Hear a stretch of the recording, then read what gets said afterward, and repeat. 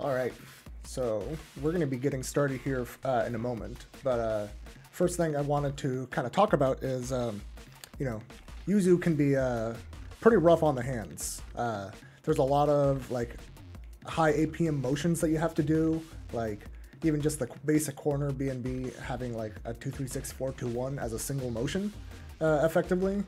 It can start to kind of drain on your wrists. So if you have not gotten something already, I definitely recommend some kind of like grip strength device. Like I just have one of these. You can just kind of click it. I have one of those right here, actually. Yeah, I recommend doing that for like 2 minutes a day. Like while you're watching YouTube or whatever, or while you're browsing Twitter, like just do it for a little bit, and I promise you, your hands will stay much, much healthier. So, yeah. But how this is going to work for today is we're gonna enter the matches, and I'm gonna tell you a series of inputs to kind of do, and then we'll talk about like why you want to do them, and also how you want to, what kinds of things you want to do to both avoid being predictable, and also to like take maximum advantage of like Yuzu's strengths. So the first thing I'm going to do is teach you just the quintessential Yuzu round start of jump back J236A. Like right at round start, and like we might have to like reshuffle back to round start a few times, or a bunch of times actually. So the first one I want you to do as soon as the round starts is jump back J236A, then do it again, like, and then fall all the way to the ground, or not all the way to the ground, fall to about TK height, and then do J236B. So like you want to frame trap it first and then add a little delay so you fall. The fall is going to make it so that when the last slash is blocked, you are still like relatively even as far as frame advantage goes. So that's just what we're going to start with. I'm going to kind of like dash block in at you, and you are going to just keep doing that string for a little bit. Like the important thing here is we're gonna get it into muscle memory, right? Like all of these things should eventually get to a point where like you recognize a habit that your opponent is doing, and then your hands just kind of know what to do. Right. So let's get to it. You need that stuff locked and loaded, and it's kind of difficult with a character like this, I imagine, because there is so many different options of how to like hit them, but not wanting to be predictable. I'm not used to playing a zoner in that way. Yeah. So. I only used to Shoto with just a fireball. Can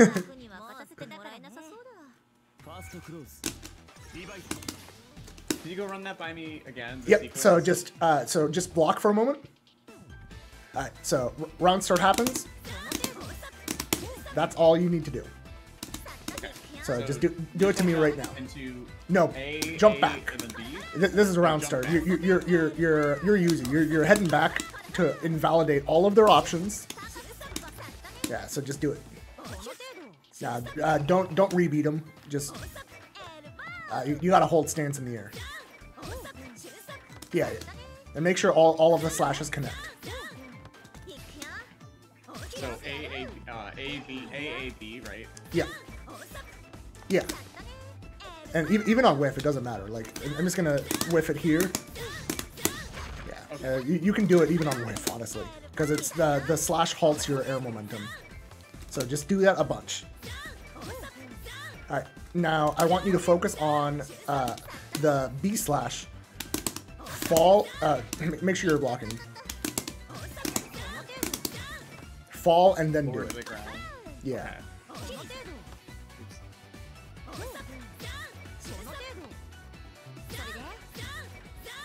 Okay. So the first ones, go back to blocking for a sec. Notice how I barely fall between the first two. That keeps you... Keep those about there, okay. The important thing about the not moving is that keeps you at frame trap timing. If they try to press like a big button, you will hit them out of it. So like if you don't move, both her A slash and her B slash in the air are plus. So you can do one, recover, do it again, and it's a frame trap. Yeah, and then so frame trap, fall, and then do the third one. Should I be having like falling at all between the A's? No. Like a pixel? I mean, a little bit is fine. That doesn't matter. Yeah. So keep doing that until it's like something you can just do on demand. Yeah.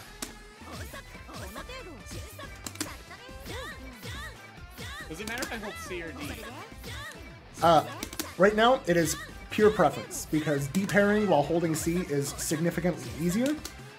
So right now it is all up to you. I do a mix of C holding. Like if you want to see how I do it on block, just block for a sec. I do, and then after the second one gets blocked, I generally switch to a D hold. Oh, okay. Yeah.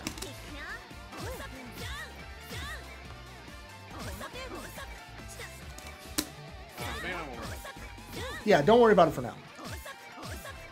Alright, so now I'm going to let myself... Yeah, and now I'm going to let myself get hit randomly, and I want you to be able to confirm that into the D-paired 214B. Yeah, that one. Now, so, like, the confirm will look like this. So block the first one, then get hit. Alright, well, we'll go next round. We'll go next round.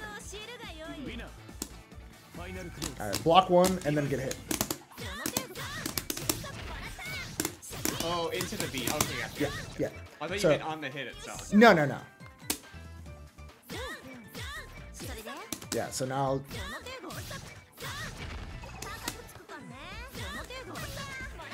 No, you need the B slash in order to actually confirm it. And this is where like C hold is much easier. Yeah. Yeah. Why are you gonna be?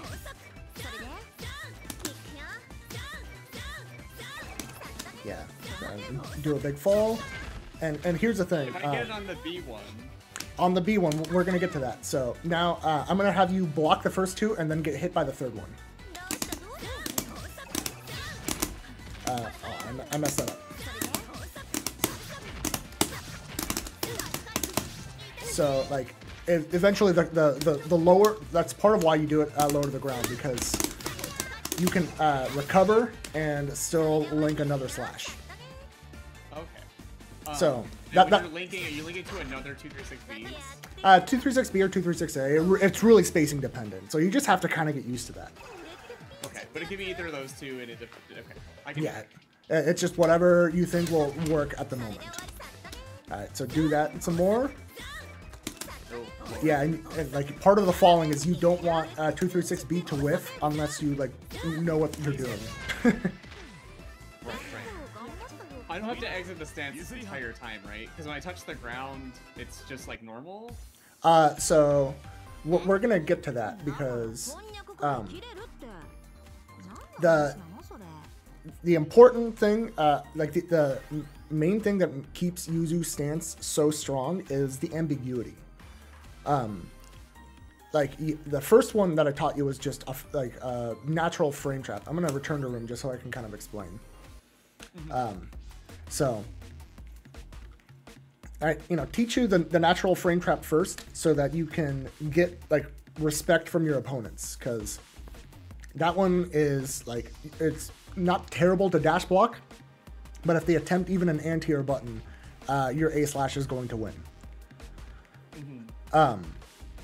So, but eventually, people are just going to block that and then start going in. So the next thing that I want to have you do is do the same thing where you start off with an up back A slash, and then immediately after that, you're gonna fall, like you're gonna A slash, you're gonna fall, and then do a low J2 through 6B. So I'll show you what I mean at the start of this. Is the J263B actually a high? No, all of her air stance moves are all mids. Okay. So that's why I just block low. Alright, so just block for a sec. I want you to do that.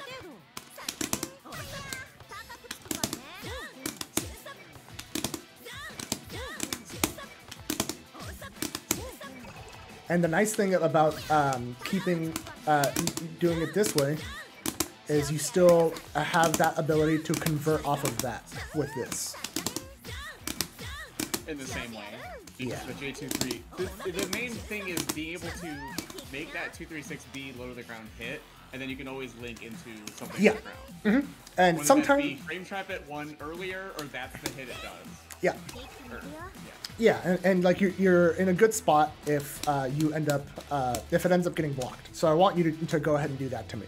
So it is almost the same thing that we just did, but yeah.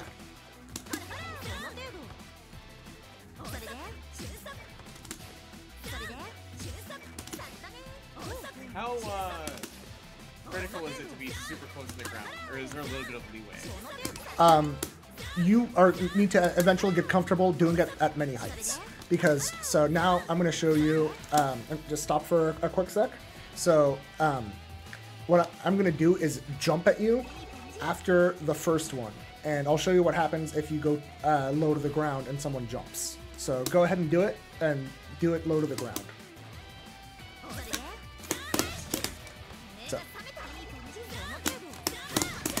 So that is what can happen to you if someone calls that out. The low to the ground gives you like your best frame data, but it can be called out that way. You get way more plus, that makes sense. Yeah, but you can fix that by just adjusting your timing. So instead of doing it super low to the ground, I'm just going to do it up here. And if it whiffs, whatever. Like, jump at me, I'm covering that space now. And like, even if they block this in the air, this is fine. It is completely fine if they air block this. So go ahead and do that to me now. So like, slash, and then, yeah, at that height. So I'm gonna...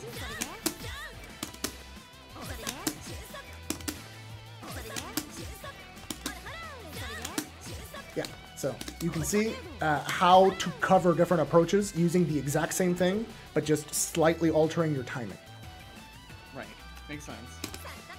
Alright, so the next thing I'm going to show you is a way to turn your zoning into up-close pressure. So go ahead and block. I'm just going to do it from here. Fall. That was +3. +2, +3. So if you Why get... was that plus? So this flip, if you do it at TK height, leaves you at +3. So what you do is round start, do this, fall to TK height, and then you just cancel under the flip, and now you're in their face plus threatening throw. So now do that to me. Like up back A slash, fall, B slash, B flip. Now you want to go low to the ground. Right now the thing you are expecting is that they're going to respect you and not jump at you. And I'm using B214B plus D, right? So it's the auto stance version? Yes. But J236B and to B flip, even though it's D paired, is still a frame trap. So like Gotcha. like the only thing they can contest with there is a DP. Okay, that makes sense. What about like any anti-airs or anything? Is there any other like low profile moves in this game or head and ball that could deal with it? No, because so I'm just gonna explain this real quick. This and this don't have head property. They don't have dive property. It is just generic strike. So unless you are 100% invuln, you're not going through those. Makes sense. Okay, good to know. Yeah. So go ahead and do A slash fall, B slash B flip. All right. And next time you do the flip, I'm gonna mash. and see if you get the frame trap. You don't want it to whiff. Like try and recognize the spacing where it will and won't whiff.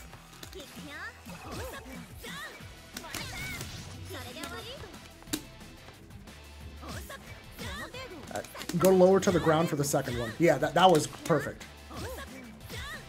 And immediately cancel into the flip. Like you're not doing it at link timing anymore for that one. Yeah. Your frame trap is 2A there, or 5A.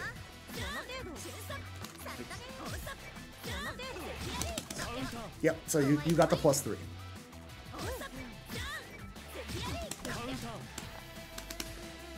I see the importance of how low it has to be.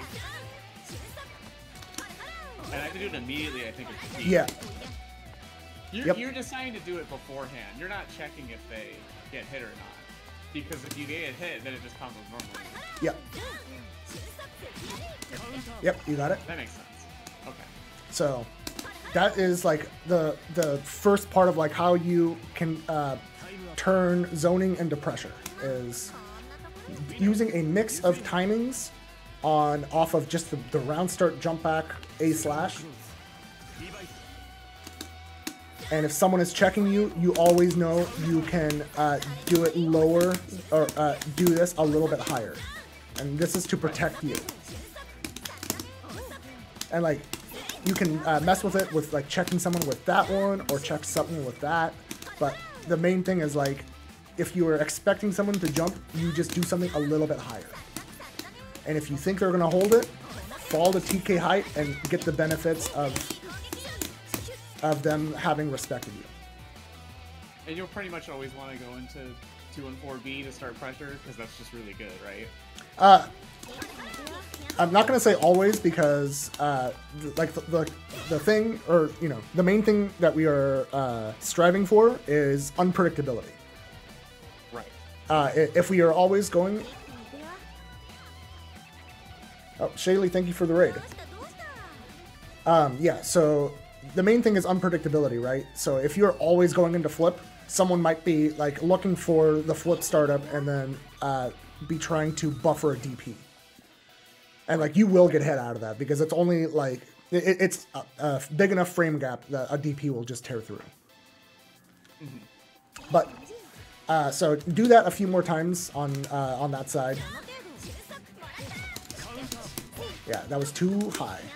You were probably at around -1 height. That height is much better. Yep, there you go. It's a little lenient. Yeah. Especially because like all you need is to be at least +1, right? Right. Yeah. So having a window between +0 and +3 is fine. And like be careful. If it whiffs, it is not hard to whiff punish.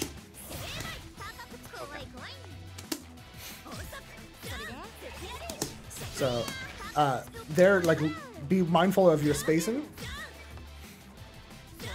Yeah, like here, I would not even flip. Like now, let's go back here. So if you're at this spacing, there's no reason to go into flip. Just go back to neutral here.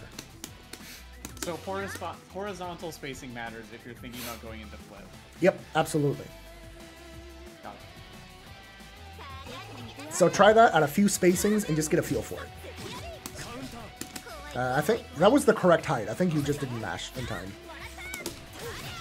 Right job of mashing has been Yep, there you got it. And that's fine. You recognize that the spacing there, so you just landed and slashed. That is perfectly fine. That's way too high. Way too far, too. What if you were, like, too close? Well, this is a block string for like round start or when you like already have some spacing. We'll go over other stuff later. Yep. All right. So the next thing I'm gonna do is just teach you another variation because again the name of the game here is unpredictability.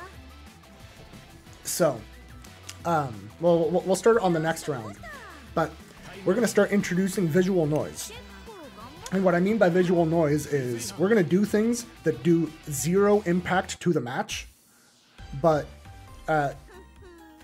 because it looks different, it can confuse people and potentially get them to react in ways that isn't necessarily the smartest.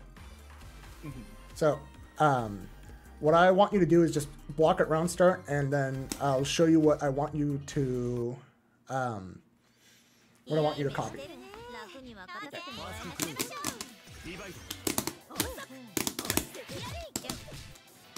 Oh wow.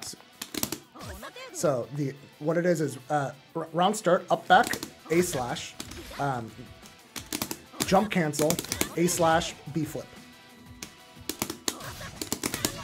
And you get a combo if on regular hit, so it doesn't matter.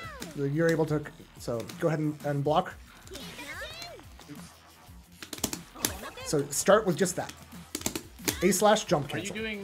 Are you jumping forward or jumping up after the first block? It doesn't matter a ton as long as you put yourself into flip range. The important thing is you're using the slash to make it so that you get to where flip is going to actually connect. So like if I'm over here and you're blocking, I go ahead and block. Might do like that. Okay. So you want to use the forward and back to get to a specific. Yeah. But for now, I just want you to focus on just up back slash and jump cancel. Just start with that. Now don't leave stance. You're holding stance the whole time. Yeah, practice that. And like, all this is doing is adding visual noise, because people see her moving and they're like, okay, what do I do? And you're like, down back is solving all of it, right? So makes sense. All right, so now. Do slash jump cancel, and then as you get to TK height, do 2 through 6A, 2 and 4B. And that one is not a deep air.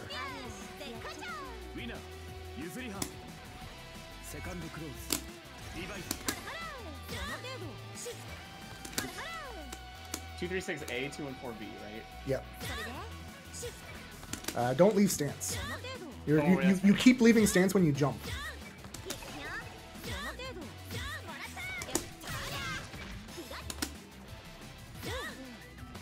Oh, I don't want to press D either. That'll also leave stance. Oh, it's A then B, not B then A. Alright. So yeah, like right now, at the spacing you're starting at, you're gonna need to jump forward in order to get that to connect.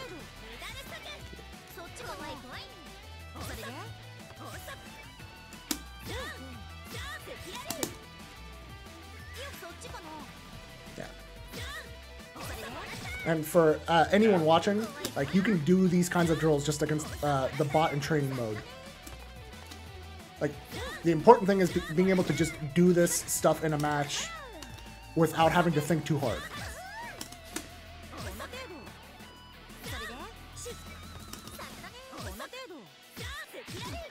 Now that one is probably... I know it's successful when you block it, but I might not be plus. Yeah, I think that was like around -1.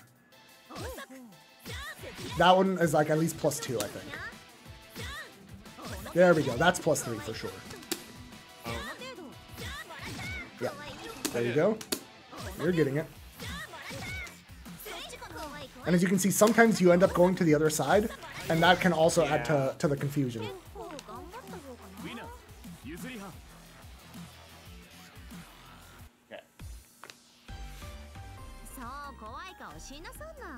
Yeah. Alright, so now, let's say you are, like, autopiloting, thinking you're going to jump cancel, but then you realize that they're jumping. So I want you to do the same slash jump cancel, but then check me in the air with a B slash.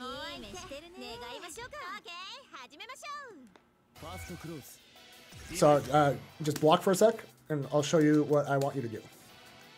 So. Yeah, that is exactly it. So the idea here is you saw them jump after you jumped, and you're going to check them in the air. Are you really reacting to people jumping here? Yeah, absolutely. More realistically, in a match, if I'm checking someone, I'm pressing, I'm doing it like this. But this is just to kind of get you started. So block for a sec. Like, usually if I'm like checking someone in a match like that, I'm doing like that. I'm using just this because it's very fast and it's a single button press. I was gonna say, what's stopping me from doing that? Yeah, exactly.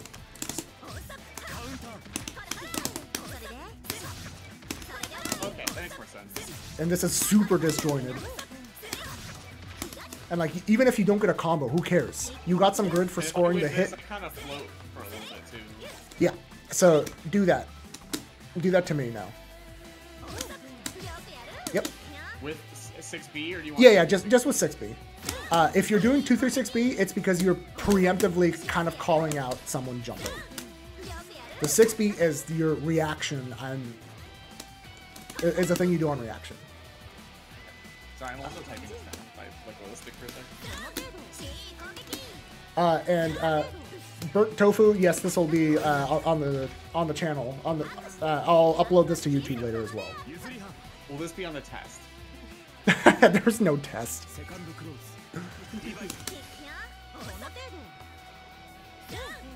Yeah. So now, what I'm going to do is I'm going to sometimes jump at you. I'm going to sometimes jump at you and sometimes not. And so if I don't jump at you, you fall A/B flip. If I do jump at you, try and check me with this one.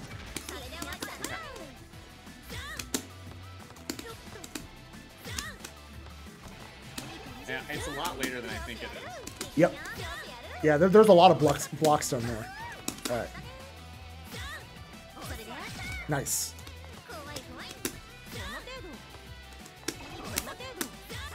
That's fine, as long as you check me.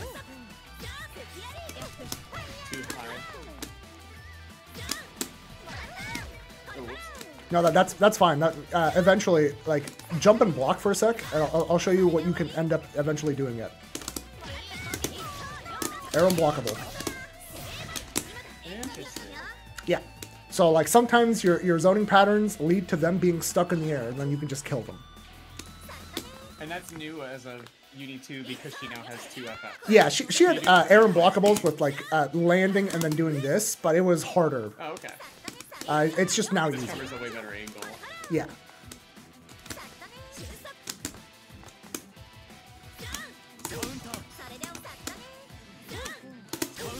And that's fine. The trade is always fine.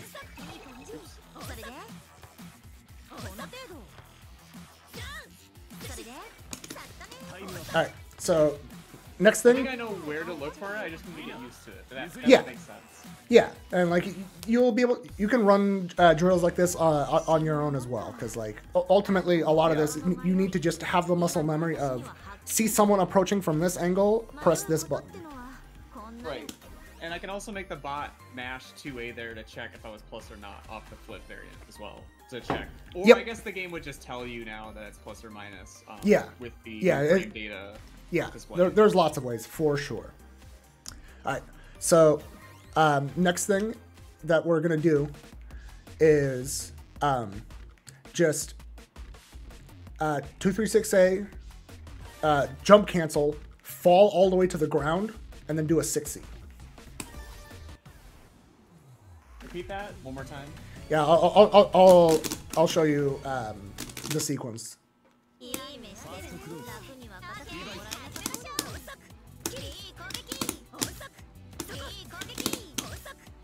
And the 6C there just low. Yep. So just do that.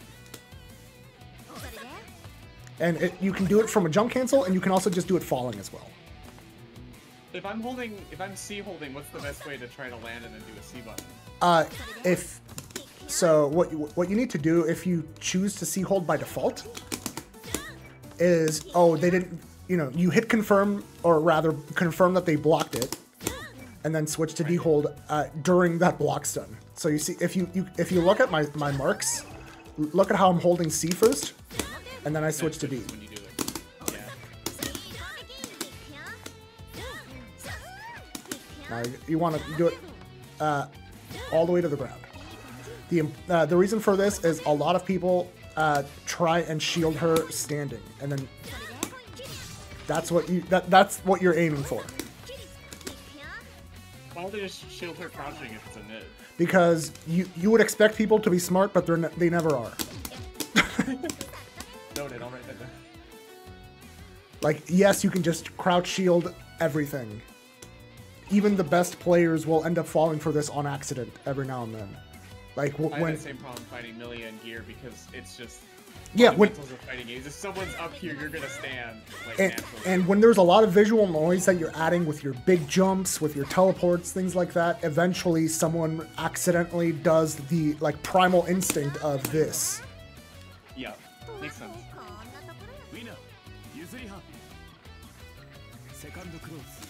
Yeah, so. Yep.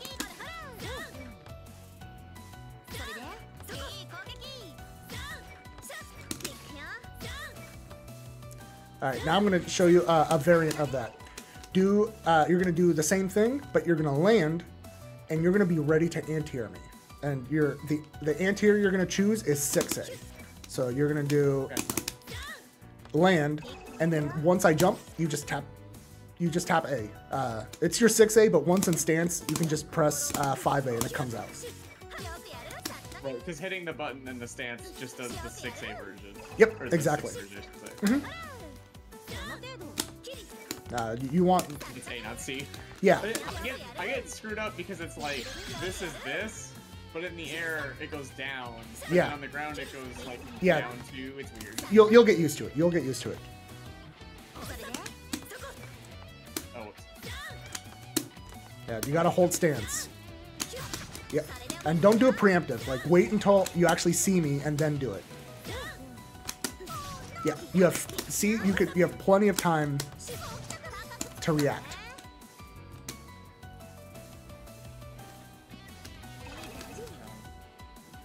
Yeah, this move, it has no anti-air properties whatsoever, but this giant thing being only 6 frames makes it amazing at checking people's approach. So, like, when you're doing it is when you think someone is going to immediately call out you falling with a jump, because they're trying to avoid, like, a B-slash. Right. Okay. Can people air block it? Probably not. No. It's normal, right? No. They air shield it? No, they were broken if they try and air shield that. That's good to know. And then what would I confirm with if I hit an anti-air 6A? Just 236? 236B. Okay. Yeah. I'll do it to you if you want to jump at me. Yeah.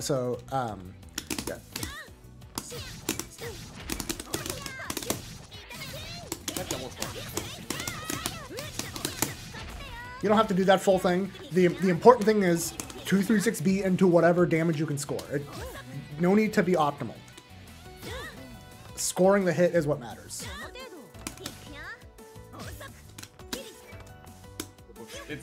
Yeah, I'm purposely varying it so, like, to make you actually look for the jump. Yeah. Do I have to leave stance after 6A to then hit 236B? No, you hold stance and then you link a 236B. It is a link. Okay.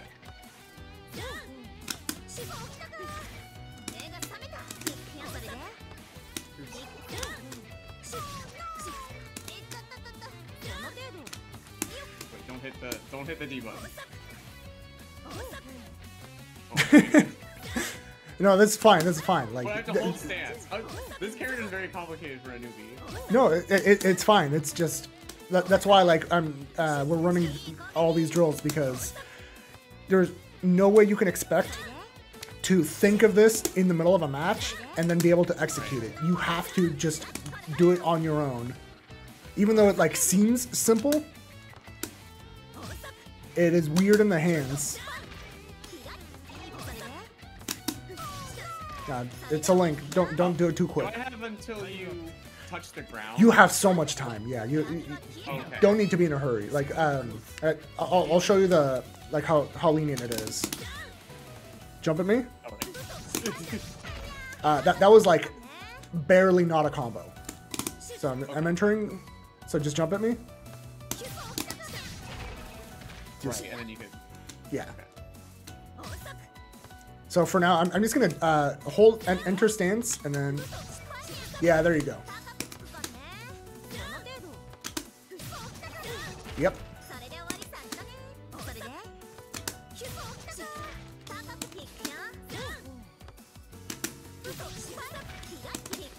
You want to do it immediately. Yep. Yeah. Doesn't matter that that there were combo drops. You can grind all of that out later. All right. And the last thing that I wanted to add for now to the round start J236A is more visual noise. So for now, I want you to do this. So round start, jump back. You're doing, that's not the command teleport, that's the That's air dash, right? Yeah, that is just her stance dash. 236A, 4-4, and then 236, whichever one is going to reach. Why is yours red? Uh, Oh, because your slashes are red. Oh, okay, yeah. It's part of your yeah, it's just tied to the costume. It's not tied to teleport. No. I thought maybe this would, you know. That makes sense. For the person in chat asking if there's a reason not to just hold D for stance. So technically you can just D hold everything, but confirming in the air can be tough because D pairing requires a negative edge input if you're holding D. And so... Oh, you have to press a button and let go of one at the same time. Yes, you have a like 2 to 3 frame window to get the press the button and release D at the same time to get the D pair to function. And so a lot of times I still will C hold for the initial hit just to make the D pair easier. But if it gets blocked, I switch to D hold to have more options.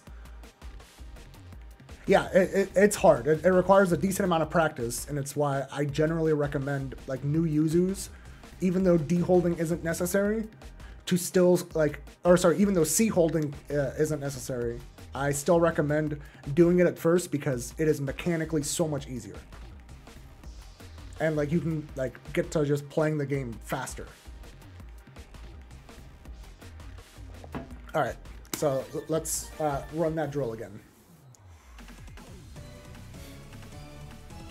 Let's switch sides this time. Yeah, sounds good to me. All right, Pat player, silence. Right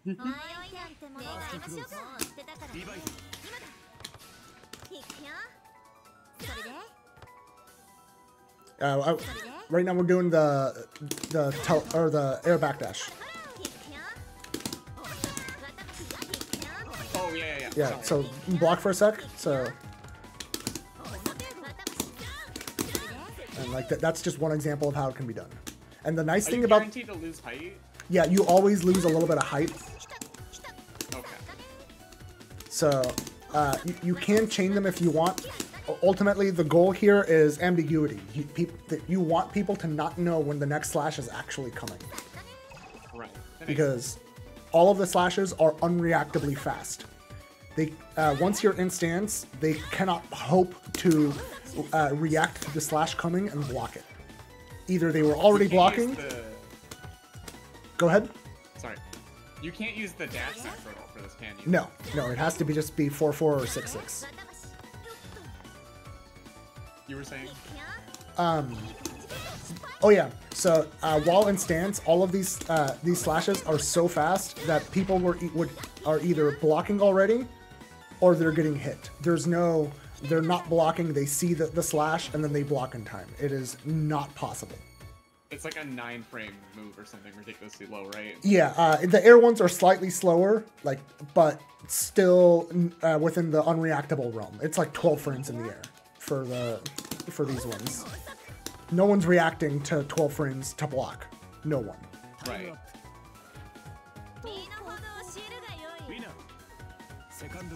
Does it matter if I teleport forward or backwards, or I kind of want to maintain some horizontal distance for flip? At first, I recommend just the the back because you actually the back one doesn't remove a ton of you don't move back all that much. You're actually for the most part like staying in place because like notice you go back but then you fall forward, right? Makes sense. Oh yeah. It's a very cool effect, but the forward one's kind of just forward. Yeah, the forward one is the one that actually moves you somewhere. Yeah, so it is good to. Through most of it. So like you're invuln while you disappear, and then when you reappear, you're in counter hit state technically. But it's like the whole thing. Sometimes you'll get counter hit out of it, but it's not like realistic for someone to react to that and then kill you. Right. So yeah, do this. Backdash, get to TK height, and then see if you can get a flip going.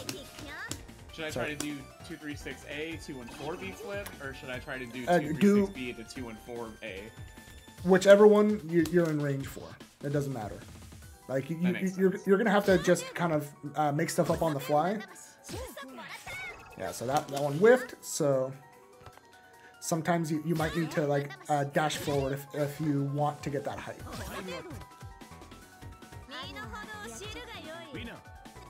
I see how we're building this up. It makes sense. Yeah. And landing and doing a B slash is also completely fine. You don't always need to turn everything into plus frames up close.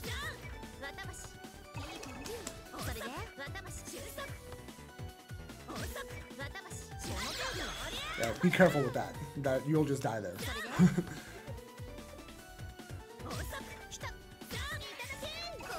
Yeah, you need it to fall more for that.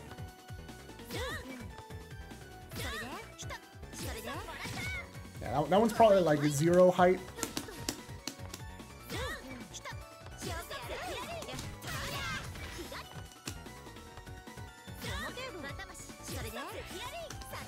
That's probably punish. I'm also kind of seeing how like horizontal this actually matters a lot.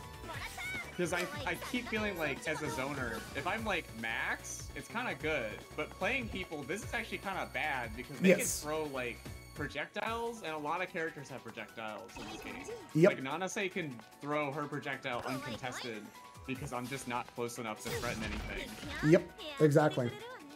So you want to like maintain this like, I guess, half screen distance, even though it's a little scary.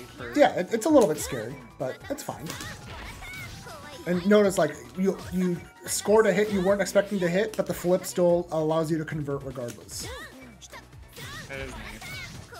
So. I knew this character would be complicated, but I'm glad she has some built-in auto-confirms like that. Yeah. Okay, so now that you've, like, learned all of these, we're gonna do, like, some mock matches. We're gonna be resetting to neutral a lot, but you're trying to keep me out, and I'm trying to get in on you. So is this gonna be like two, what's it called, cowboy shoot off, where we're basically gonna be like, okay, draw, and then yeah, like we're gonna it's round start go, yeah, and then you're going to be like, I'm gonna let you go up into the air first because like if I know you're going in the air, obviously I can just call that out, right? Right. So I am going to like let you have the advantage first of getting into the air, and your goal is to keep me out. Keep me out and or hit me. And if you manage to make me block a TKB flip, then like that is like your win condition. Either scoring a hit or getting the plus frames. Does that make sense? Yes. All right, let's do it.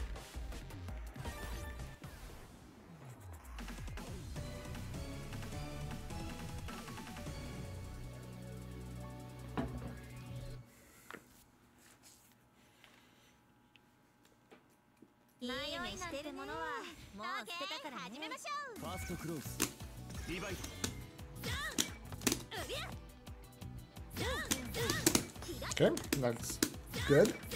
Nice. Nice. Nice.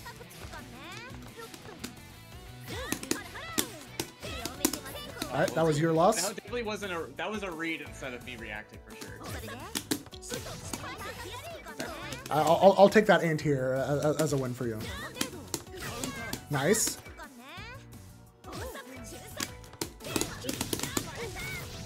Alright.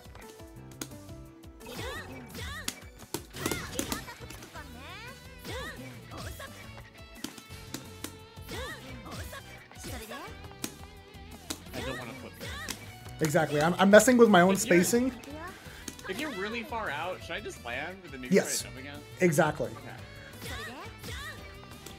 It's not worth going for the flip if I'm like making myself be at a spacing where your flip will whiff. Like if you're ever in the Yuzu matchup, it's just worth it to know where flip whiffs and where it doesn't, so you can take small bits of advantage away. Right.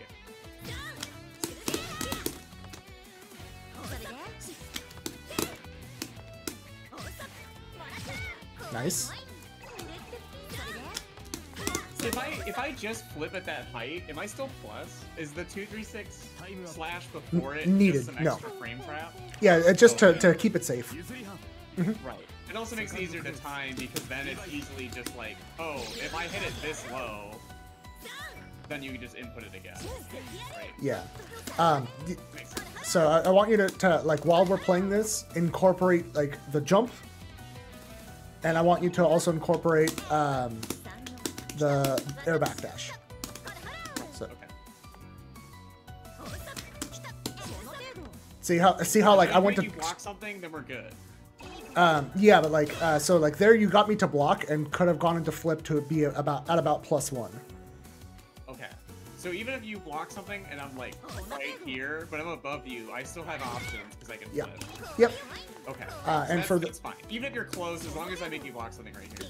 yeah, and for burnt tofu, so slash into D-paired flip is like a 5-frame gap, so it's beaten just about everything. And on trade, yeah, you're doing pretty good. So go ahead.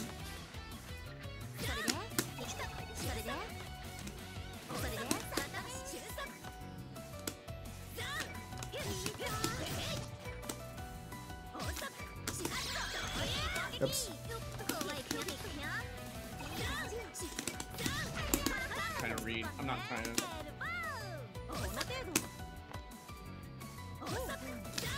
Nice. Nice. I had to wait in order to do 60 there. I have to.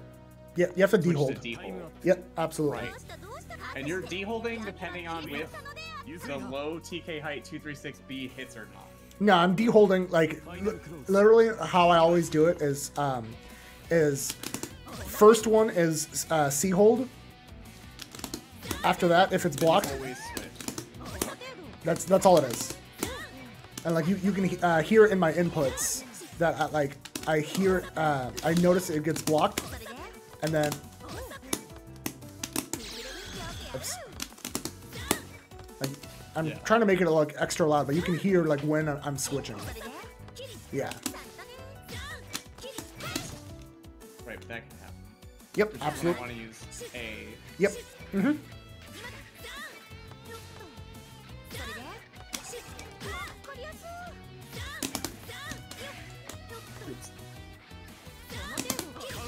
Nice. Nice.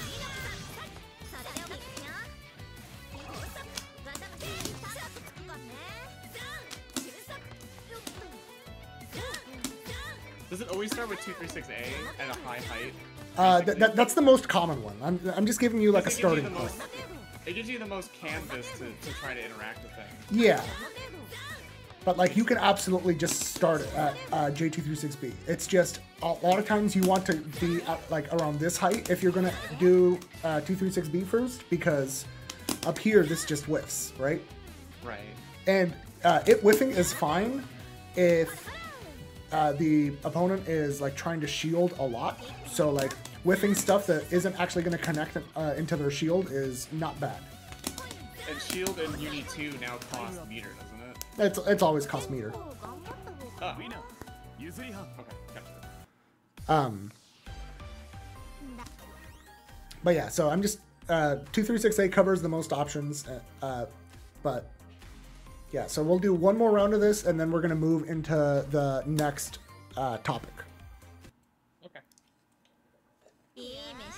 And you say this is a good round start, but really, like, as long as I have any wiggle room. Yes, exactly. And the opponent wants to interact, this would just be a good thing to do at this range. Yes. Mm-hmm. Wait, what?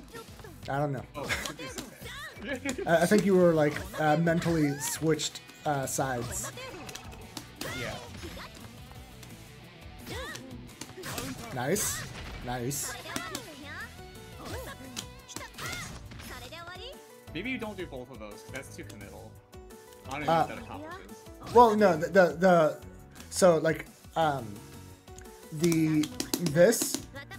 What it's good for is to get really patient people to decide that they are fed up with holding down back. Because a lot of times people will just do this while you're in the air because they don't want to let you make them mess up. So you can add visual noise to kind of start making them want to do something, and then you hit them. So that's the point of it, and why I want you doing it, even though I'm like sometimes going to be trying to go in.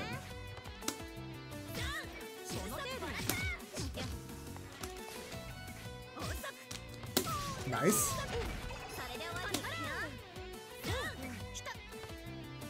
Yeah, and like holding stance like that is also really good because it's very threatening.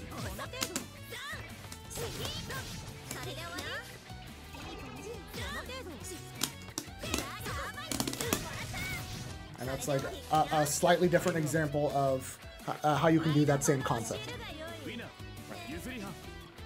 I think also one thing I gotta do is I have to, like, if I'm gonna commit to looking for you to air me, I need to be able to be okay with giving up whatever else thing I can do. Except for yes, maybe like absolutely. Yes. Uh-huh. Yep. So sometimes you'll just check with that, and that is fine. Oops, I didn't. Yep. Nice. But even that will still hit sometimes. If I'm, yep. You know.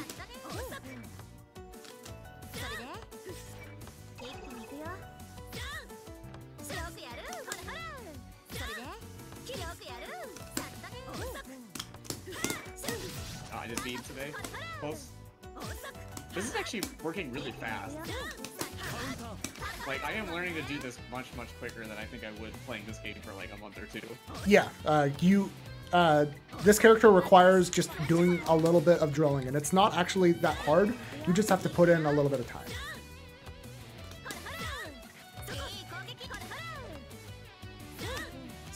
Nice.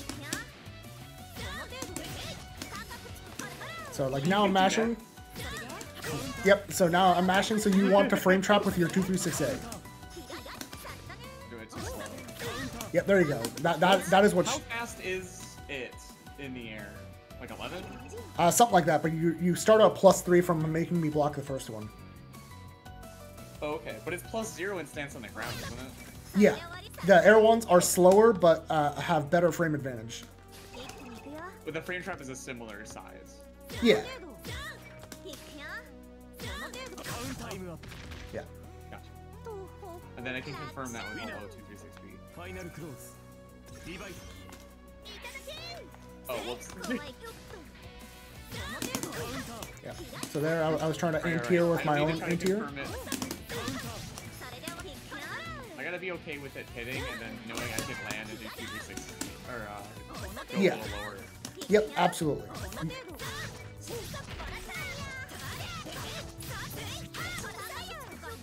And that's fine. And like, if you're in a match and you are like, you scored a hit and you're like not really confident you're gonna finish the combo, just pick up like that. Yeah, that makes sense. I'll do that a little bit if it's like, just throw it in, or just do that even. Yeah, whatever it takes to just finish the combo and go back to your gameplay. Yeah.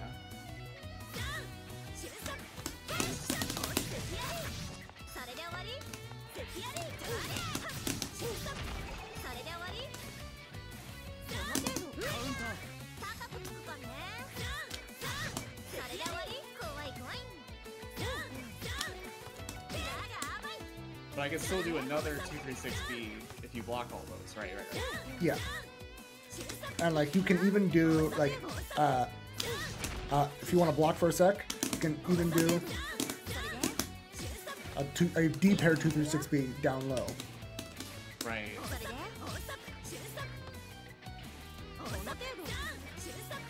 Yep. Yeah, like that. You never know. Sometimes the final D-paired one counter hits them and you still get a full combo. And you would just do into raw 2 and 4B? You just pick up with another 236 first. Oh, you, right. Yep, you have so enough even time. if it's out of stance, you could always combo back into stance. Right. Yeah. Okay. That's nice. So, now that we've gone over that, you'll be able to just kind of practice that on your own and take that into sets. So now, the next thing that we're going to go over is just some basic stance pressure. So, what I want you to do is run up and just do basic, just whatever block string enter your mind until you get to a 5C or a 2C. Once you go into either of those C buttons, cancel into 6B first. So I'll show you kind of what I mean.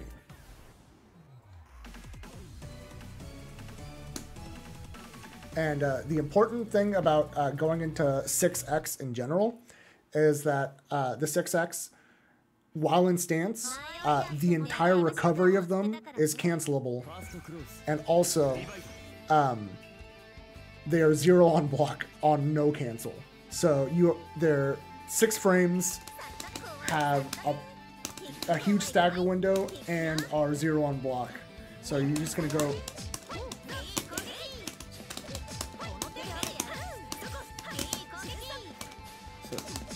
And here is a stance entry where you basically always want to hold B.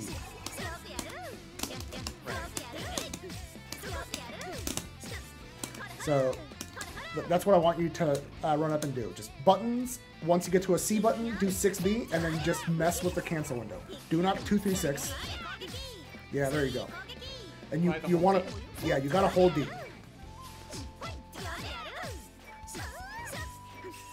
Yeah, just get used to the how it feels to stagger with those buttons. Now don't 236. There we no. Oh right. Because if you do 236 and then you hit the other buttons, it's doing the bigger one, right? Yeah. Wait, no. Like if you were just yeah, so you don't want a 236. You just want. Okay.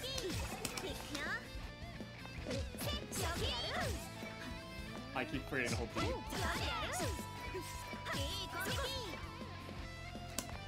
Okay, keep doing it. Like the important thing here is get used to how it feels to stagger with 6X in general. And you're already noticing that 6A whiffs a lot. Like once you're at a certain distance, you really want to internalize that distance. So, block.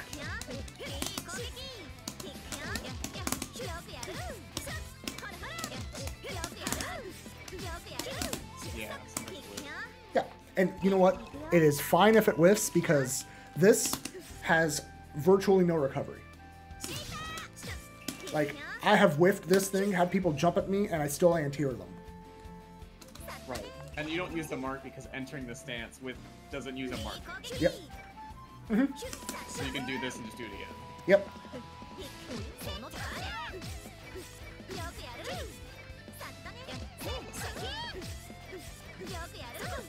Yeah. Yeah, keep doing that. Get used to it.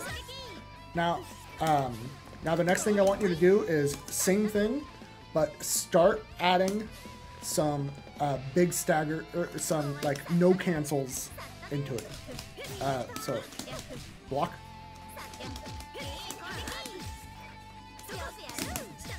Like that.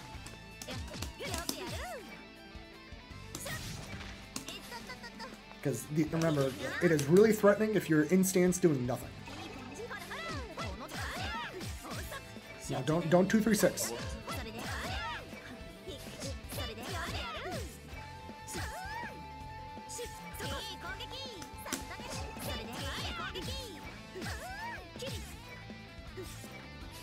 Yeah. Yeah. So keep doing that for a little bit to just get used to how that cancel window feels. Should I be walking at all? You can if you want. Ultimately, it's up to you how you add noise and how you add delays. So now I'm going to be mashing in random spots, and your goal is to just counter hit me.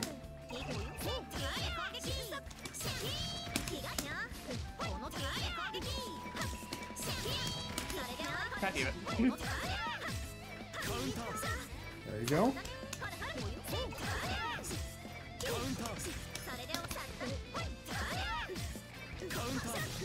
Nice.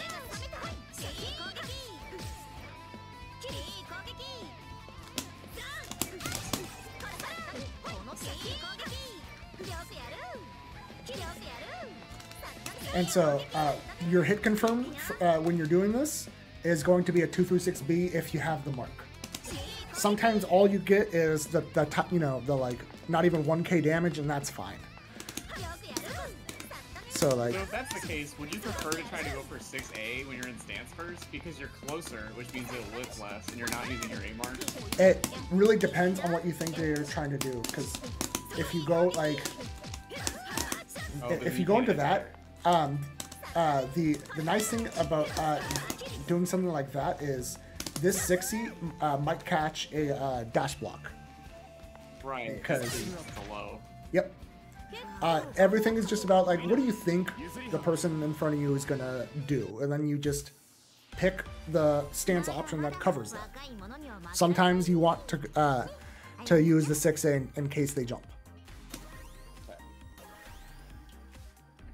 I think I'm a little scared about doing this in the mirror itself because her 2C is kind of scary. And it's 12 frames, and you can make the gap be 1 frame, you can make it be 6 frames, you can make it be 11 frames. Like once you enter stance, you hold all of the advantage. Like this thing is 12 frames, you have a lot of staggerability. Right. And like that's kind of what the confirm would look like. Makes sense.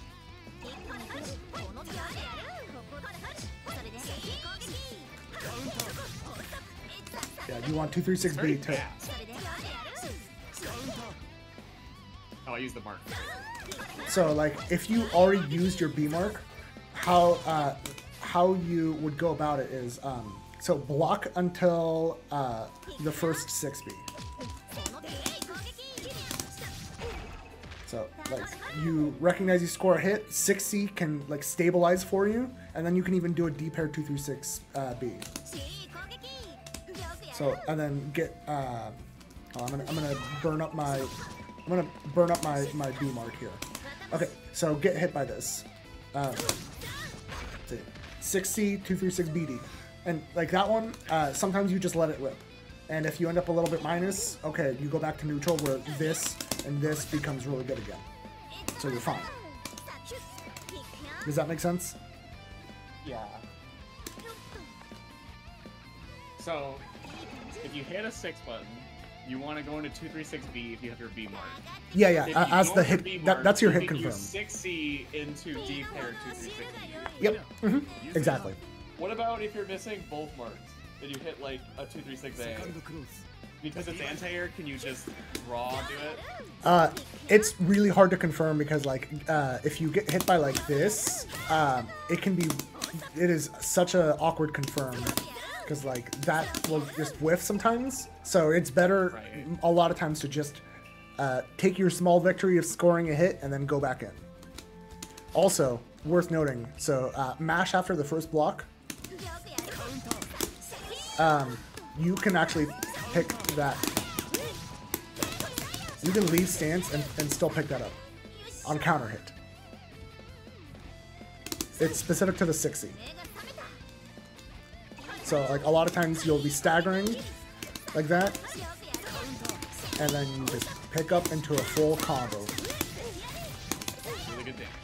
Yeah, it is an absurdly good starter for what is effectively just a 6-frame poke. Makes sense. Okay. So should I try to do hit confirms on the 6 buttons then? Yeah. So I want you to note, I was trying to mash earlier, and then you true block stringed me. So even though I was trying to mash, you didn't let me. So add a bit more of a gap. Yeah, there you go. Wait, if I'm holding D then, and I hit B, and I do C, you will have to. I would have to do a D. I would have to do a D pair with negative edge. You will. It is a lot less strict out of a 6X. The buffer is nicer to you. Okay. Because the buffer is the cancel window, and the cancel window is big. Okay, that makes sense.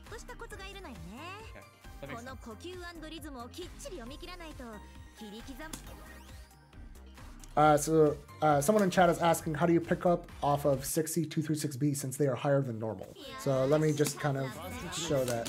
The double teleport route is actually like very stable for different heights. So like if this hits, Is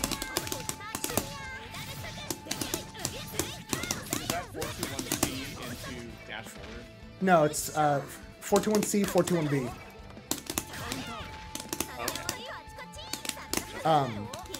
So like that one is pretty stable, but like if you want something a little bit easier, you can just delay the B flip.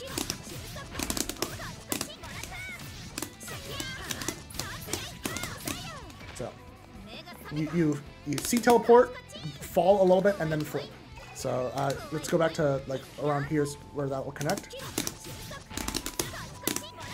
You saw me fall a little bit. That is how you can do like the easier version. Double teleport requires no delay whatsoever, but double teleport is a tough input. So I totally get not wanting to go for it. Yeah, there's a lot of hits done to 236 in general. All right, so now I'm gonna sometimes mash. Oh, careful not to do that.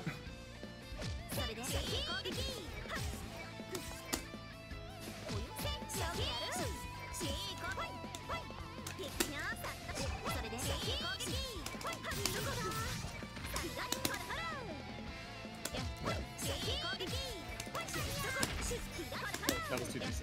Yeah.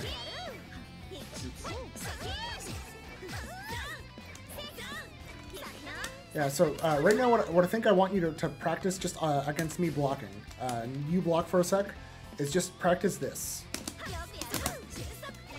6B, 6B, 6C, 2 through 6 BD, and like you're gonna want the negative edge it. And like you'll know that it was negative edge with it being slower.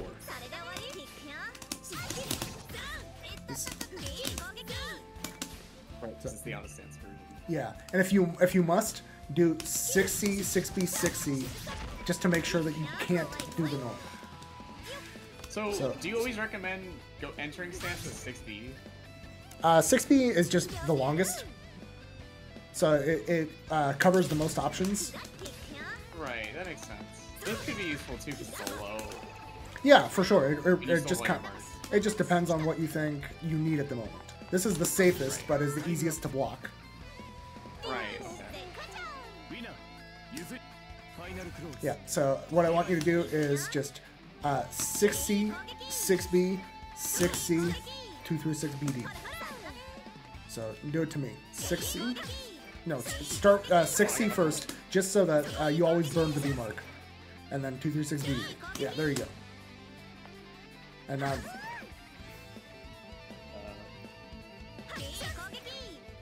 yes. 6C, 6B, 6C. So just start with that. Yeah. Enter with 6C.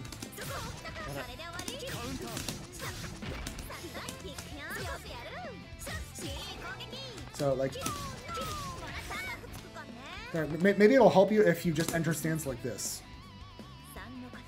No. So to do that, you tap force function and then you let go to hold D. Yeah, there you go. Oh, you can just do that. Yeah, it's just a way to enter stance. It costs grid, so it's not like the best way to spend grid, but sometimes it's useful. Okay, so now once you've entered stance, do that.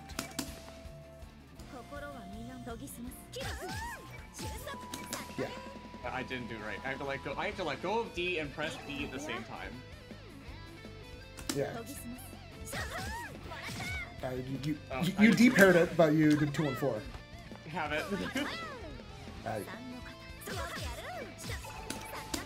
That wasn't it. I'm gonna let myself get hit and let's see if it combos. Because it should 6C D paired 2 through 6 BD is should combo every time. Right. Okay. And you were just letting it rip.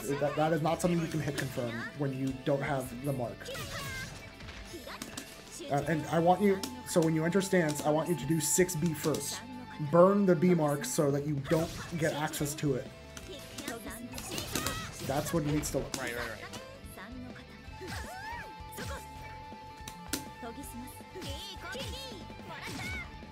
I can do it.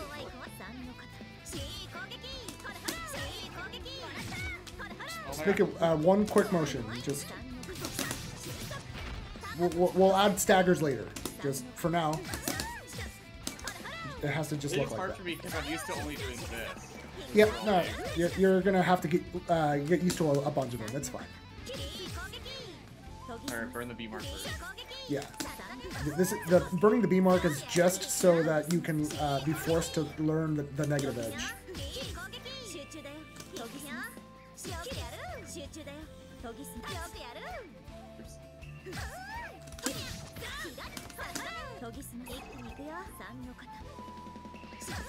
BC, BD. Yep.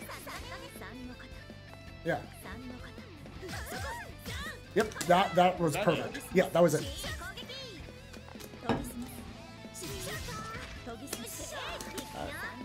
I think the thing that's breaking my brain is like, when I do B and D, I'm hitting 6. I'm doing 2 through 6A and I'm hitting 6C.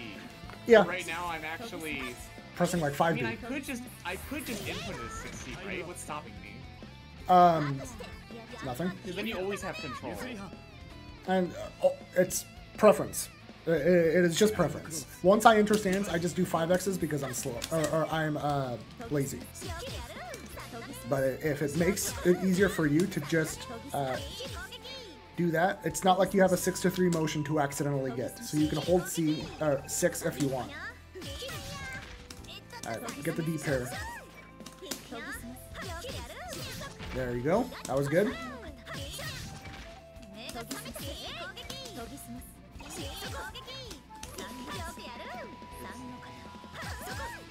Nice. That was good. You're saying it should come from 6C.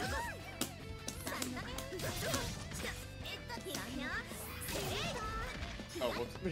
Yeah. Yeah, so, just stand block this. Stand block it. Yeah, so. That's, the confirm will end up looking like that.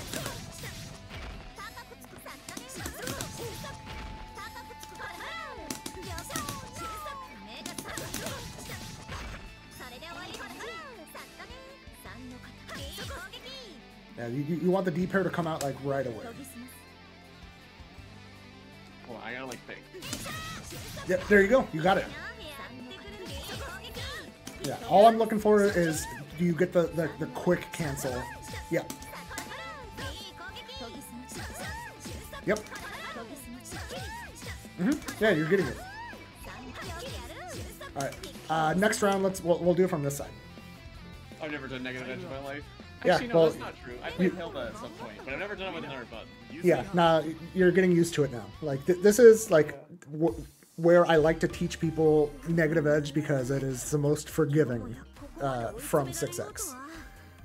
Later on, you can we'll teach you off of like 2 through 6, but that is a topic for a different day. Like we're not even gonna touch that today.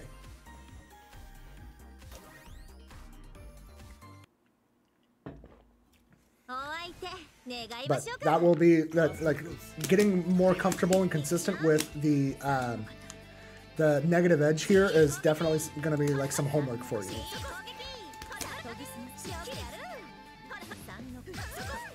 Yeah, gotta make sure to get the 236B out. Yeah, there you go. That wasn't it. There's like a flash, I think. Yep, there you go. You have the little white bubble come out. There you go.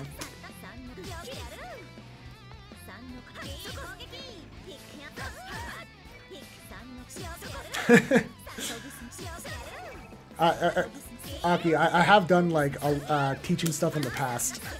I just it's obviously not like my career, so I don't like bring it up much.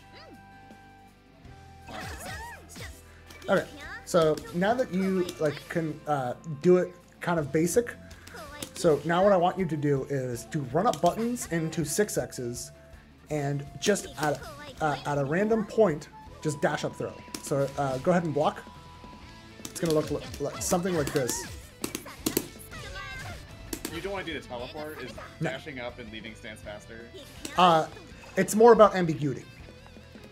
This thing, because it has such a good stagger window, it is incredibly scary to challenge when you are using these, right? And so even though this is -7 into like a 20 frame dash into a throw, it is still more real than you would think. Yeah. That makes sense. And like obviously you're gonna end up needing to take into account like player habits and stuff like that, but I want to get it into muscle memory of do buttons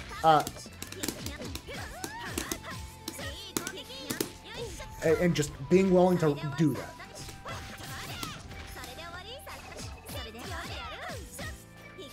Yep.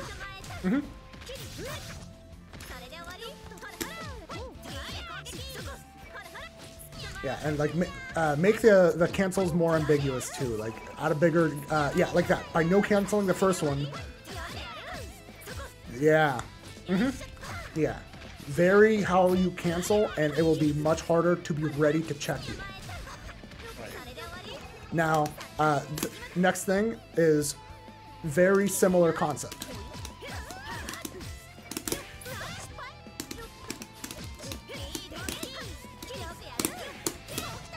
That's what I want you to do. Assault JC?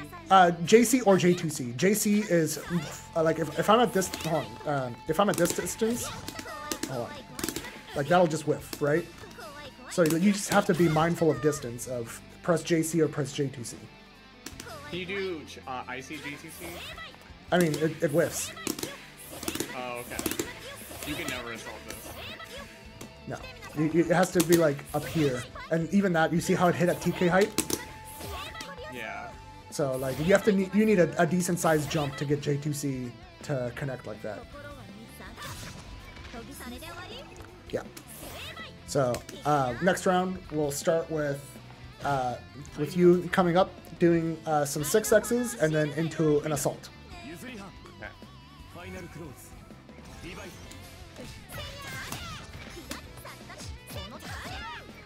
Make sure to cancel in the 6x.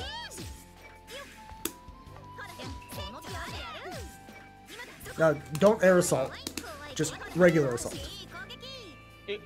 If I 6B empty, is tapping D faster to exit stance? I mean, if you entered stance and were holding D, you just let go of D to leave stance. Leaving stance is a negative edge action.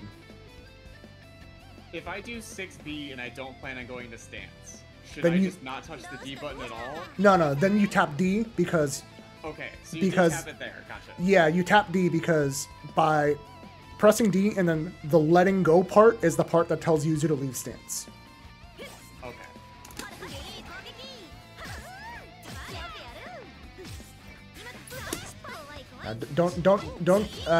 This isn't like an air dasher where you're doing like IADs. Just do regular assault. Think KOF. Is it just 9D? No, that's an instant air assault. I want you to just do a grounded assault. Wait. Oh, am I jumping first? Yes, you were jumping first, and I don't know why. I thought because D does this. I thought I had to hold up. No, 6D. Oh, well today I learned that. Yeah. I did not know it did that. Yeah.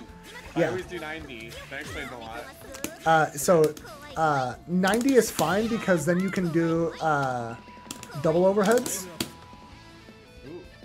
But they're riskier because the fact that you jumped first gives people more time to react.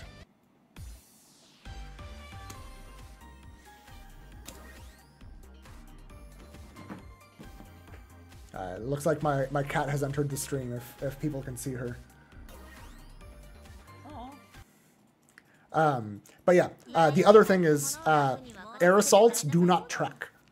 So if you just want to block for a second, look at what happens when I assault in your face.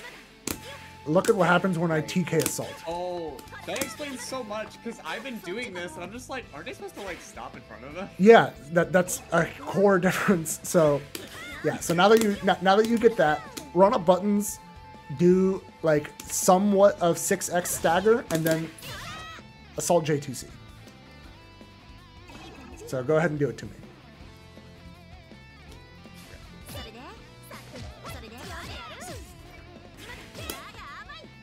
And I can hit the button immediately, right? Or will Yeah. this whip on crouchers? No, but so there is a reason to like delay it. Like if I do like this, that's safe on shield. Oh, okay. Right, because if they shield it higher up, you're more minus and they can punish you. Yes, exactly. So like sometimes I will do that just to be safe on shield. Other times I'll do it instant just to get the fastest overhead, right? Right. And so like the point here is go ahead and do pressure into assault like that. It's a little more delayed exiting stance than when I can actually assault. Correct. Yeah, right now just don't worry about the assault button. Just get the assault to come out. And you gotta leave stance. And I don't want don't press up. Like get up out of your hands. You are pressing 6D. 6D. Just press 6D a bunch. Like you don't need you do not need to hold up to go up. Okay. All right, now do assault J2C. Just do it a bunch. No, I'm gonna try to do it even if it's not airtight. The assault naturally adds a huge gap. Don't worry, there's no such thing as airtight here. So, but right now, what I want you to get into your muscle memory is just a bunch of assault J2Cs. Just do this a bunch. Just do it a bunch. No, yeah. Has to be J2C.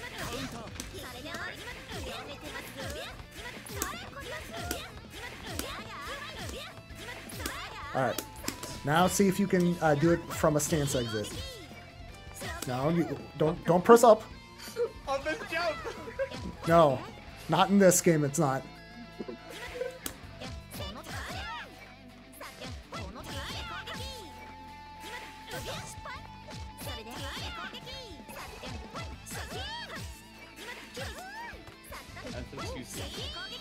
Like the point here is like it'll you'll end up killing like low shields if someone is being greedy.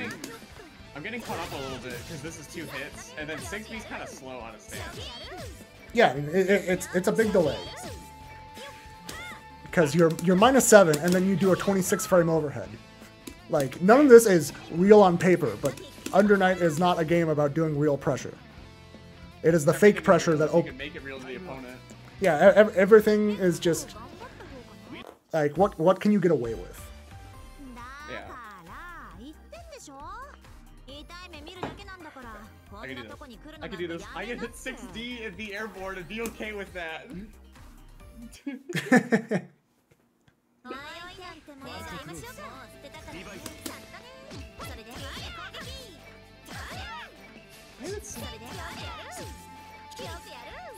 I not canceling the stance fast enough? I'm not seeing a white bubble come out very quickly. There you go. Now it came out. You like blink it. You jump canceled that, so you're staying in stance too long. And also, I'm pressing up. Yeah. Like, don't do buttons. Just block for a sec. Just do this. So. Okay. It really is that slow.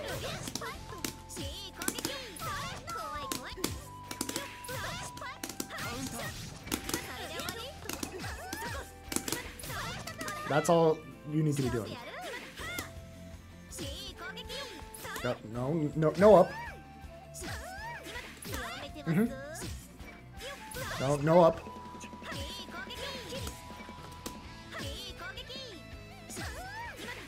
Yep.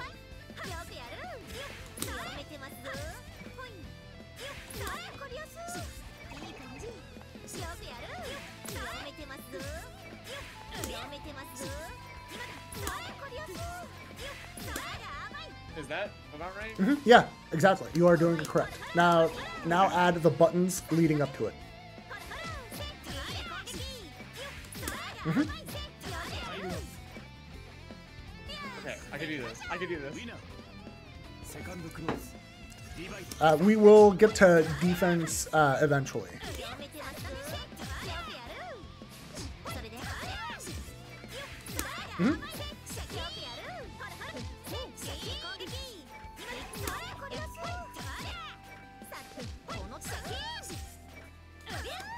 Alright, so now you've learned two things of what you can do once you've initiated 6x pressure. So this gives you ability to frame trap, and it gives you really ambiguous points because you can... the frame traps being so scary allow you to get away with like run up throw and run up and also assault. But if you are currently thinking that they are... like, you don't know what they're going to do, so you'd rather not really risk anything at the moment. So, what you can do is just do something like this instead. You're doing either the long slash or... and then get a little concentrate. That's it. You want to get that info on the opponent early on, too, but you don't know how they're going to react to it, so... that's what I do, just... That's what I want you to do now. Yeah, you gotta leave stance and then concentrate, which is weird because they're both on the D button. And you don't want to do it so fast that you will get chain shift when you don't want to get chain shift. It's not too bad. No, it's not that bad. And this is just... tap the button and then tap D, then tap D. But yeah. Yep, and the purpose here is like staying on top of the grid cycle. Right. Also, like doing a like small punish against people being too passive. Because nothing. Like right now, you're ahead in the cycle, right? You look at how much grid you're getting, right? But now the fact that I like got some grid, now I won the cycle. So like this will make people want to act more, which will make it in the future. So if you start doing this more, they might bite. So it is like essentially you are investing in a future block string. by showing that concentrate.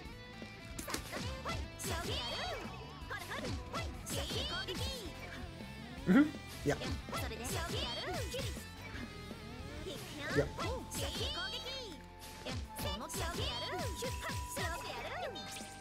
Yeah.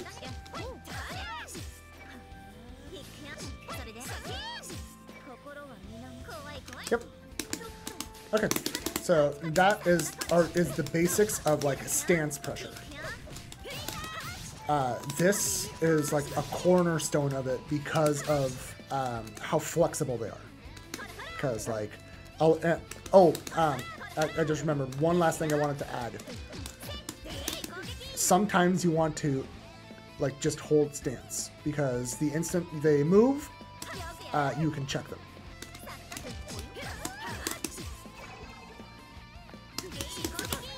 And notice I checked you with 6A while you were on the ground.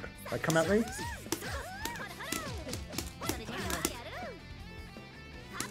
Like, if you learn the spacing where 6A does not whiff.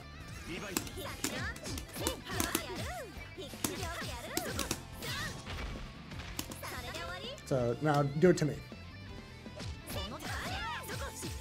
Now, you want to, like, do one and then just hold stance, like this.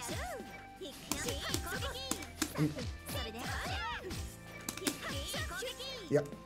You are reacting to the movement to check me. Yep. Mm-hmm.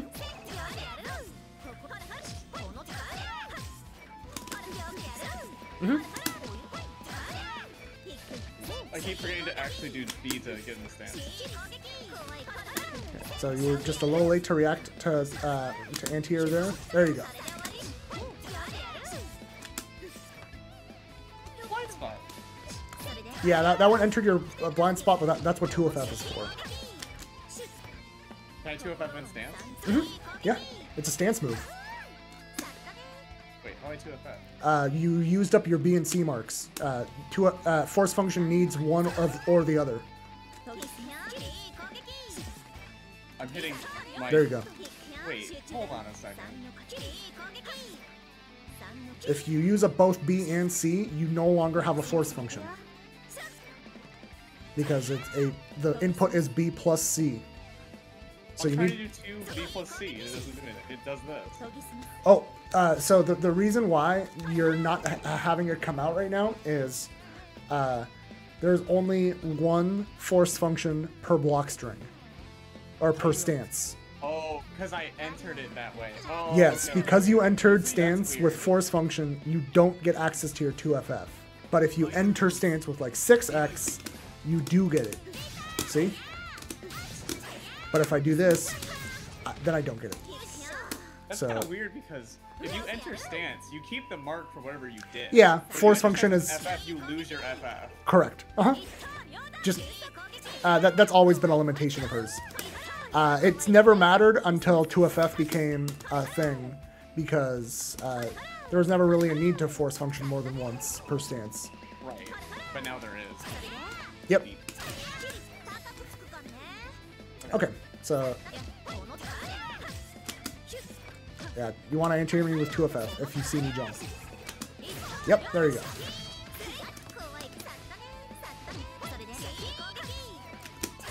Yep. Yeah. Alright, do it again. You want to check with like 6B or 6A if I just move forward at you.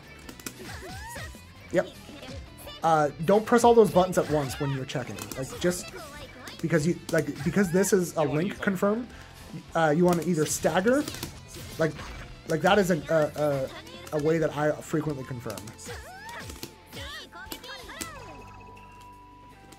So go ahead. After we're in 6B and now we're in stance, you want to watch for movement. Mm-hmm. And check it with other 6-1s. Yep, exactly. And anti-air with 2FF.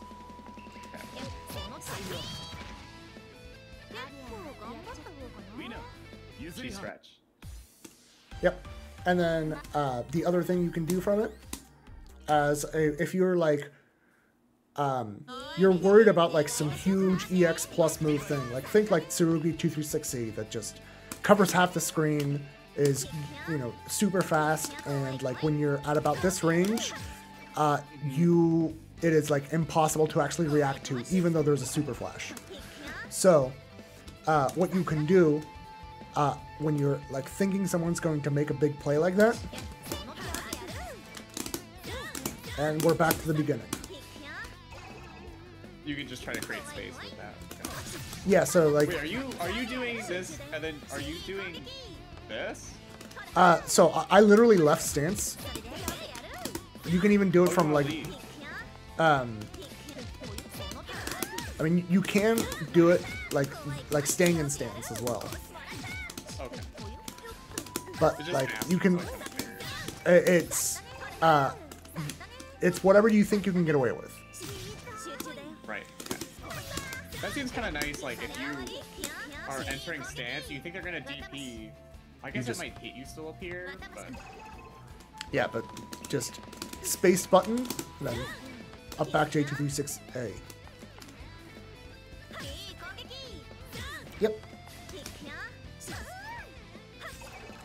Or space button and to 6C at like this height.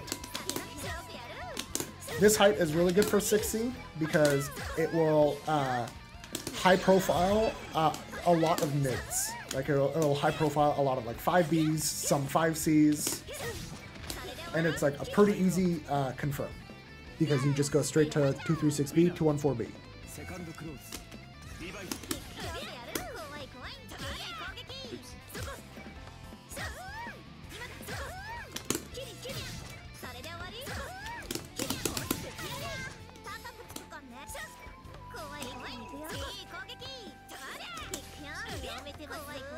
So like now you know that like from like this you can go in. From this you can assault. From this you can create space. From this you can do that. From this you can get a little concentrate, and you can also like check people or catch people that are like trying to check your approach by doing to like tip 5C range is what you want. So try that now.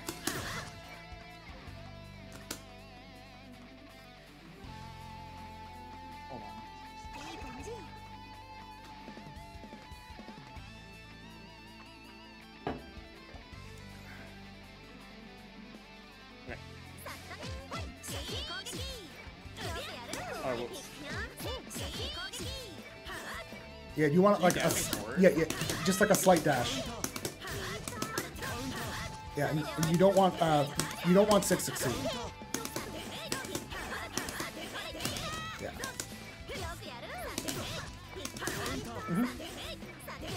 Yep.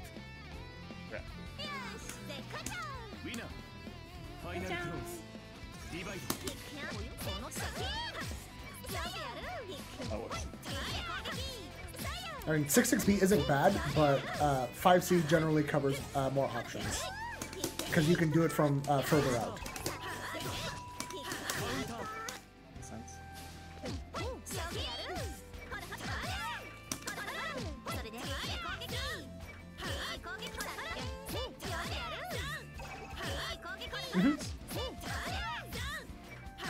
Yep, and now do like an up back.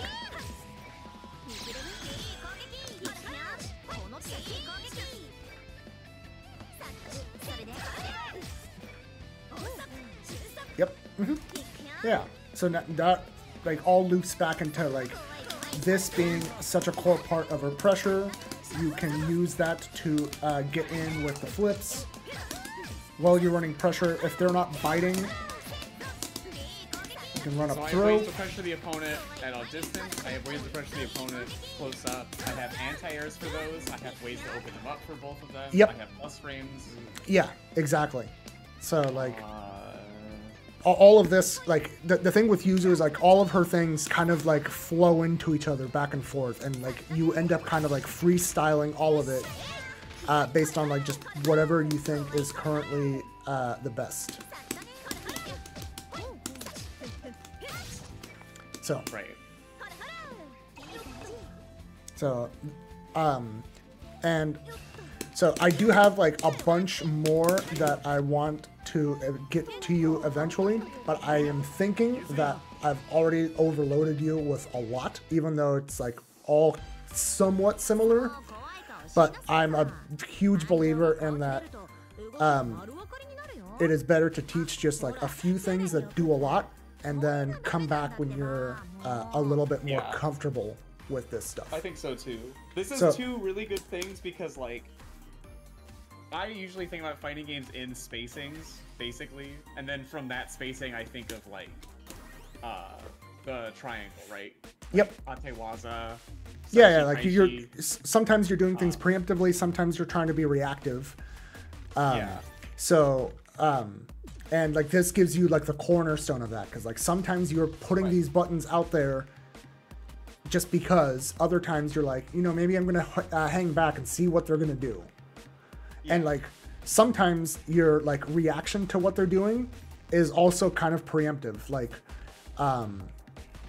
a jump back isn't going to necessarily like beat whatever approach they were doing, but it also is like relatively safe against most things that they could have been doing. Yeah, I need these sorts of pieces because like I need to know how I want to fight the opponent, and I need the options from that, right? Yeah. So I have these two new spacings. Each of them can anti-air. Each of them can threaten pressure, or reset, or create space, or get closer and be plus. And just between those two, that gives a lot of canvas to then work and play the game, and just kind of practice those types of things. Yeah. And then we can move on to more complicated topics or nitty-gritties. Yep. So what I would recommend now is just run arcade mode, like, and then just do these things. Like simulate a live opponent without the stress of like actually playing a live opponent, you know? Or the player-to-player interactions, right? Like it'll train it because it's arcade mode, and it's just like the computer will just be like, oh, I'm just gonna get hit here. Yeah, and you'll get to practice. I need to confirm that, because that's gonna come up. Yep, exactly. So we'll do, you know, do all of that, and then we're gonna do another session, hopefully like in a week, and I'll teach you some more things that you can be doing with Yuzu, and we'll just kind of keep building on it. That makes sense. But for now, just be practicing these things, practice it in training mode, practice it in arcade mode, and then like also like try and get some sets against human opponents after you're like a little bit more comfortable. And then we'll start giving you more tools. Probably near my experience with the game. Right? Yeah. A lot of things can get obfuscated, and it can be kind of frustrating to fight somebody who's had a lot more experience. For how tough it is to like juggle this many options in your head, it is. I don't think it is worthwhile to fight someone that is like already like really good at the game, because you're not going to be able to practice any of this. We haven't gotten to teaching you defense yet. Like defense is a future lesson. Like I have a bunch of stuff written down for defense, but like even just these 2 lessons took like close to 2 hours, right? So and this is just getting acquainted with it. This isn't even like getting good at it or hitting my confirms or like, what combo do I get off of that funny thing, or is this thing dropping, and what are the fixes that are going to come into play as I play around with it more against the bot. Yeah. So everything, like there's always new things to add to this character. It's part of why she is so good, is because like when you end up being able to just fluidly mix between all of the options, it becomes like near impossible to know how to ever approach her. Right. So like we're giving you the pieces that will end up giving you that oppressive game plan, but gotta get all the basics down first. Yeah, the foundation is extremely important. Yeah. And trying to learn it out of order would make it much harder or wonky. So yeah, we'll try to aim for like a week from now. We'll figure out schedules to see what works. and then we'll do part 2 at that time. But I do think this was like helpful, not just like for you, but like I can see that a lot of people in the audience were like enjoying this kind of content. So thank you for like being my guinea pig and like this kind of tutorial. It was a lot of fun too. I like teaching and I like learning a lot, and I'm usually, my teacher says I'm a very like good student in the fact that I'm just wanting to do these things and like will keep at it, which is good. And I'm glad I could at least hit some of the stuff early on and kind of show people what it looks like, or like, oh, you gotta, you know, wait longer to do 6B in the air to anti-air and stuff that people might not, you know, notice without having someone new like me in the hot seat, right? Yep. Because it's second nature to any veteran, of course. So that perspective helps a lot, I think, in teaching. Because when one person teaches, 2 people learn. Yeah. Whoops. All right. So where I'm gonna send you guys now is I'm gonna send you guys over to watch a Chilean lobby night. There's a lot of really good players over in Chile. So hopefully you enjoy some of those sets. For myself, I'm gonna go ahead and start making myself some dinner and just kind of relax for the evening as I get ready for work the next day. No stream tomorrow, but I think Foxova is going to be streaming the sets that I have against him tomorrow, and then we'll be back Wednesday. So please look forward to that. Rachel, thank you again for joining me on this. Thanks for having me. So let me go ahead and raid the Chilean stream.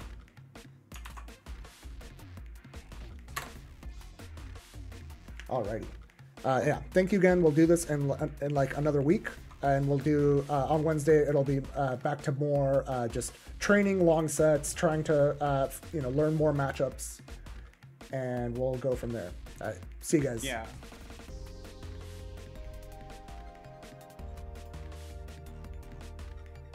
All right, and we are done. Yay! This was fun. I didn't really know what to expect. I thought it would be more of like, we were gonna play like what we did with like the draw, like in the middle on the